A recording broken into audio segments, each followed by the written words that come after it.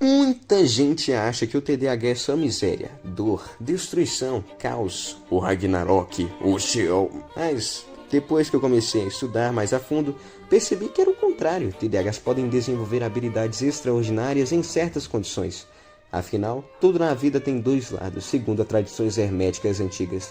E não, eu não estudei pelo TikTok, seu parasita virtual. Para entendermos este ilustre vídeo, precisamos entender o que é o famoso TDAH, que de uns tempos para cá virou um termo até que meio pejorativo ligado à falta de atenção, já que as pessoas precisam de rótulos para justificar o próprio vitimismo. A dopamina é o cerne disso tudo. É meio clichê, né? Mas vai fazer sentido. Em cérebros TDAH, ela age de maneira absurdamente diferente. No geral, ela funciona como uma gasolina comum para um carro comum. Esse carro é sempre abastecido de forma rotineira. Seu tanque é uma área do cérebro chamada área tegmental ventral, ou simplesmente VTA. Esse tanque que é abastecido constantemente, que inclusive chamamos essa constância de abastecimento de dopamina tônica, pois tem disparos de dopamina constantes, capacita o motor do carrito que vamos chamar de córtex pré-frontal. Guarda o nome, área do cérebro que é responsável por planejamento, atenção sustentada e até freio de impulsos. Tipo bater na sua avó, a pobre da dona Neuza. Então, o nosso carrinho típico consegue facilmente viver sua vida de carro. Ele vai ao mercado dos carros, limpa sua própria garagem, sai para socializar com outros carros e até consegue se formar no ensino médio dos veículos. Ok, mas como diabos nosso cérebro TDAH se encaixa nesse world build da vida de brinquedos, hein? Bom, é como se nosso carrinho TDAH não tivesse gasolina ou dopamina tônica o suficiente para fazer as coisas comuns no dia a dia dos carros típicos. Então, ele usa um mecanismo compensatório para isso, o nitro, a dopamina fásica. Porém, isso vem com um preço, já que esse nitro é tão valioso. Nosso carro divergente costuma usar quando o comportamento tem bastante valor emocional e significado. Tipo vencer uma corrida em que seu amigo carro acabou falecendo. Para honrar a memória dele, nosso carrinho vai ter que ultrapassar todos os carros. E ele vai fazer isso com muito esmero e motivação. Isso porque ele tem alto valor límbico atrelado a essa corrida. Que para quem não sabe, o sistema límbico é um sistema ligado a emoções no nosso cérebro. Claro que ele tem diversas outras funções, mas é uma boa forma de simplificar. Mesmo o nosso carro sendo fodinha para essas coisas emocionais, para coisas comuns e sem significado emocional, como fazer um trabalho de escola ou estudar para uma prova importante, nosso carrinho simplesmente trava para economizar energia. Bom, antes de começar a explicar os poderes do TDAH, vou tentar explicar o sistema por trás desses poderes em forma de narrativa épica. Tudo começa com uma região no nosso cérebro chamada hipocampo. Eu vou mudar de voz, perdão. O hipocampo, nessa nossa metáfora, vai agir como uma espécie de Moisés no Êxodo, criando tábuas da lei como se fossem mandamentos divinos. Esses mandamentos são chamados de engramas, estruturas de neurônios que recrutam diversas regiões do cérebro em prol de criarem uma memória.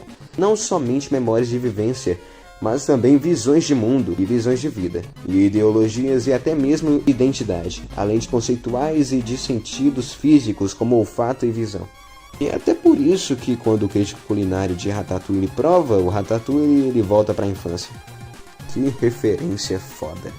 Esses conjuntos de neurônios modulam a motivação pessoal de cada um, pois o cérebro se baseia no passado para prever o futuro e agir em prol dessas previsões. É tipo quando sua mãe sabe que vai chover e te obriga a te levar um guarda-chuva mesmo com o sol radiante do lado de fora. Porém, no TDAH, os engramas mais valorizados e reforçados são os com alto significado ou carga emocional. É que lembra do profeta das tábuas da lei?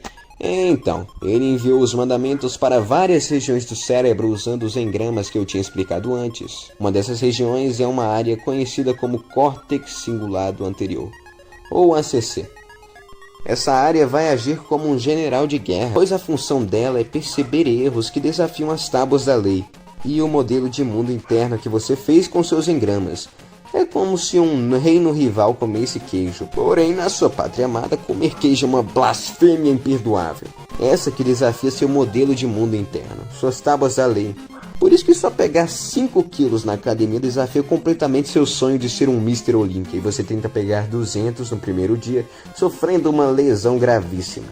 O córtex cingulado anterior vulgo general, vai perceber a dissonância e acabará enviando mensageiros químicos, conhecidos como glutamato, para um outro personagem importante na nossa história.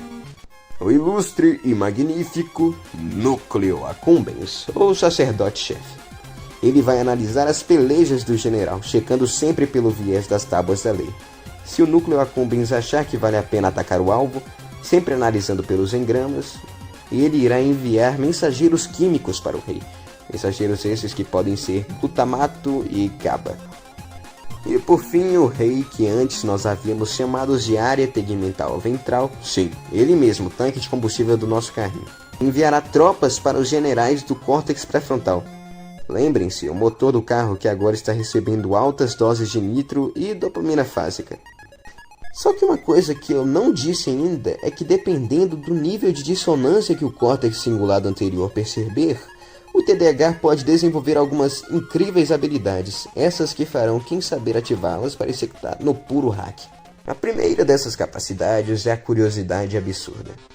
Ela ocorre quando o córtex cingulado anterior encontra uma pequeniníssima dissonância, como uma lacuna em um raciocínio.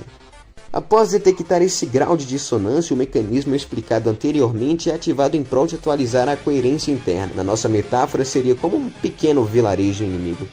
Esse modelo interno criou diversos gênios e pensadores de alto grau.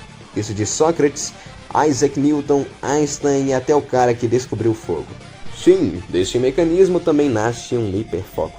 Por exemplo, Michael Phelps, que queria ser o melhor de todos os tempos no seu esporte, superou cada obstáculo até chegar no pódio das lendas. Podemos falar também de Nikola Tesla, que queria beneficiar a humanidade, e hoje quase tudo que usamos tem dedo desse gênio. O hiperfoco também deriva de um modelo interno extremamente consolidado, que basicamente tem grande relevância nos circuitos motivacionais. Então ele está intrinsecamente ligado no que o hospedeiro do hiperfoco vai ter curiosidade. A gente não pode também deixar de citar o Flow State, que fez gênios, artistas e grandes atletas. Ele surge quando a dissonância é alta. Então o córtex cingulado anterior cria uma baguncinha química em prol de acabar com a dissonância e superar o objetivo. Essa habilidade também nasce de significado profundo. Um exemplo é Michelangelo, que viu a escultura não como simples encomendas, mas como a libertação de uma figura divina do mármore. O flow é o limiar onde algo é muito difícil, mas também alcançável. O córtex cingulado anterior, vendo essa brecha, vai fazer o possível para ultrapassar esse desafio. E, finalmente, entramos na plasticidade cerebral. Essa habilidade final é onde todas as outras anteriores culminam. Basicamente, esse termo descreve a capacidade do cérebro de aprender. Tudo começa com uma frase de um certo neurocientista chamado Hebb. Neurônios que disparam juntos se conectam juntos. Essa frase basicamente explica que os engramas de neurônios se conectam ou se fortificam. Essa belezinha que permite um músico aprender um novo acorde, um artista aprender uma nova técnica, ou um matemático aprender um cálculo. E até mesmo memórias e motivações nascem. Tudo culmina e nasce aqui. Não é à toa que um dos meus assuntos favoritos da neurociência é a neuroplasticidade. E se quiserem um vídeo sobre essa belezinha, comentem lá. Lembrando que muitos desses exemplos que eu citei não têm diagnóstico formal. São exemplos históricos que alcançaram essas habilidades somente. E se por algum milagre você chegou até aqui e não me viu falando de uma vez como ativar esses poderes fenomenais, então pega uma caneta e alguma superfície canetável para anotar minhas dicas. 1. Tenha um caderno para anotar suas motivações e sempre ler o que escreveu. Isso age como um dispositivo extracortical que, em constância, cria e fortifica engramas no seu cérebro maravilhoso. Que massa cinzenta, bela e esbelta. Number 2. Encontre hobbies e atividades onde você sempre possa evoluir, como desenho, pintura, música, corrida ou até pesca. Pesca de traíra com o JJ. E essas atividades te recompensam por evoluir e te dão habilidades citadas no vídeo. Número 3. Microetapas vão simplificar os objetivos e te dar dopamina real para cada passo concluído, reforçando o comportamento e quebrando qualquer resistência inicial. Um exemplo para quem desenha: faça um círculo, depois um rabisco, um esboço torto, uma line art e, por fim, Nossa, você desenhou um desenho incrível porque você não ficou se apegando ao final e sim à caminhada. Você focou no processo, meu amigo.